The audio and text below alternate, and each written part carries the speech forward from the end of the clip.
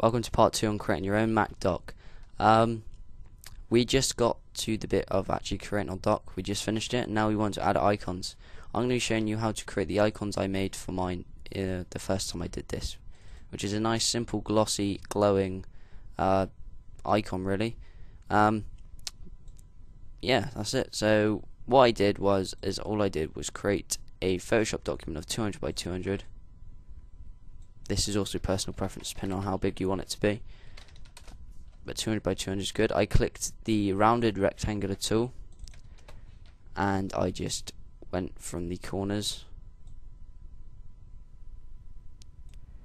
and then I created a gradient overlay and I picked normal colors to dark colors, and for some reason this is it's at 20%. Sorry, my bad. Yeah, you can just make this black if you want, but it's gonna have a gradient overlay, so it doesn't matter. You pick gradient overlay, you pick your color. I'm gonna recreate the contacts one because this one's quite nice. So I went to my orange and yellow preset and I reversed it and then put it to radial, put the scale all the way up, put the angle to 45. When creating something in square, you put it to 45 because if you put it to 0 it doesn't actually change from being 90. 45 is the furthest you can get the radial gradient is like outwards, like the light going into the dark color.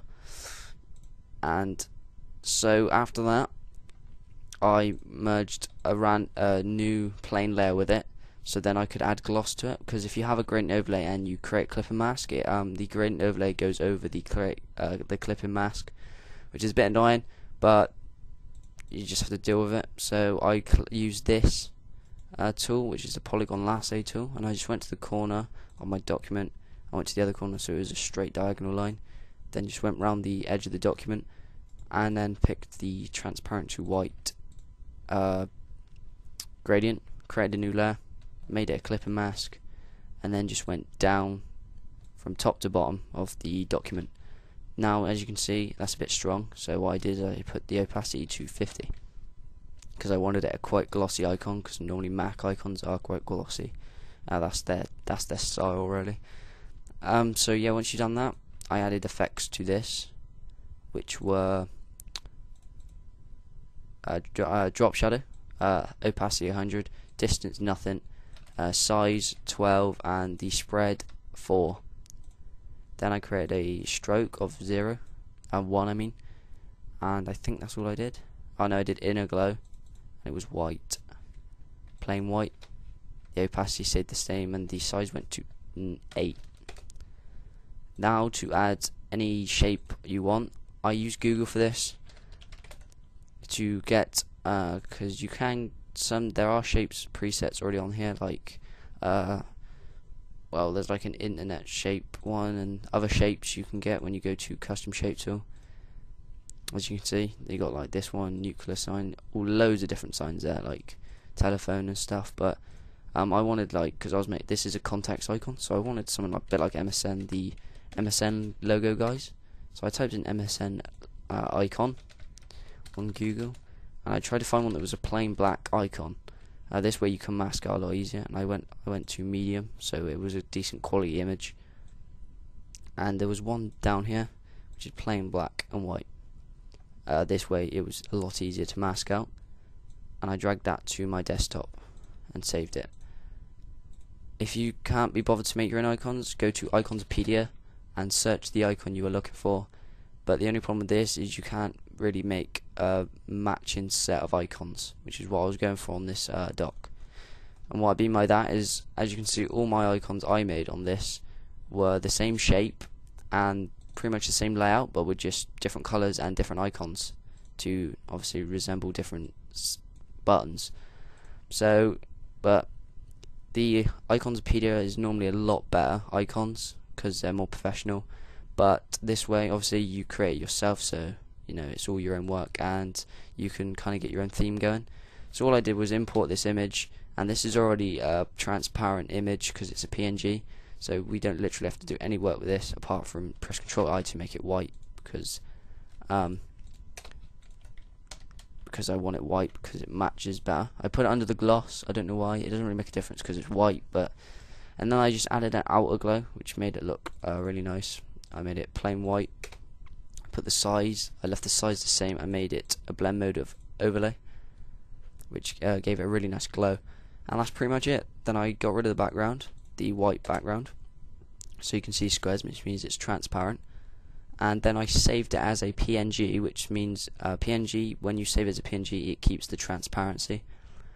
Saving it as a JPEG probably would have put a white background behind it, and that would look completely stupid. So once I did that, well, it's now to put it on our dock. And so we just go to place and you find where you saved it. So mine's in my folder, and I'm just going to use the one we just made. Well, we didn't just make this one, but the one I just showed you to make. And you want to get a size that looks good. You can have them big or small. I picked small kind of icons, so then I put it where I thought was good, which normally the middle of the dock normally looks good. So if you get your line, put it in the middle. You normally want the bottom of it to sit around that kind of area. Mine's a bit too big here, so I'm going to make it a little bit smaller. You normally want it to sit just on that line. This is normally good. And to make it reflect, which normally does on the dock on a Mac, you just press Ctrl J. In this case, you can just swivel this round, upside down, and drag it under. I think you can do it on most icons, but weird shaped ones you probably won't be able to, like 3D icons and stuff, so you'd probably have to find a different way. You can go to edit, then transform and go flip vertically or flip horizontally, and you just want to go about 3 arrows down below your normal image, press enter, and then you want to go to this button down here in the effects tab on your layers thing, and this creates a vector mask, which means when we go to our gradient and click the first one, reset your colors first so they're not messed up, and it's foreground to background, so which means, in other words, transparent to your image. So as you can see, if I just go up and down here, you can see that it fades it out. I'm going to go reverse because you want it so when you go down, the further you go down, the more the icon it will show, because this way you can go from the top of the icon to the edge here, the edge, that line we drew, to the 3D bit, and this way it makes it almost a perfect reflection. It's just the right amount, and it ends right on the edge there, so it doesn't go over, and it's not too little that you can't see, so it's pretty much a perfect reflection. And that's it, and all you do is do that for all of them. You just add all your icons, as many as you want. I added 4. You equally space them out, and you get something that ends up like that, which is really nice. I was really proud of what I did here. I didn't know it would come out that well. So that's pretty much how you do it. Mac dock with your own icons. I hope you enjoyed this tutorial. The more you like, the more I make. Peace.